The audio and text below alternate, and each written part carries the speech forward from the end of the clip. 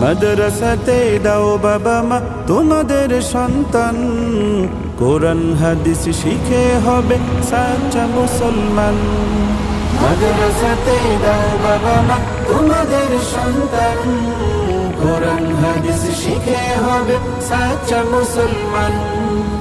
ঈমান ও আমলে হবে মুমিন মুসলমান, কোরআন হাদিস শিখে হবে সাচ্চা মুসলমান।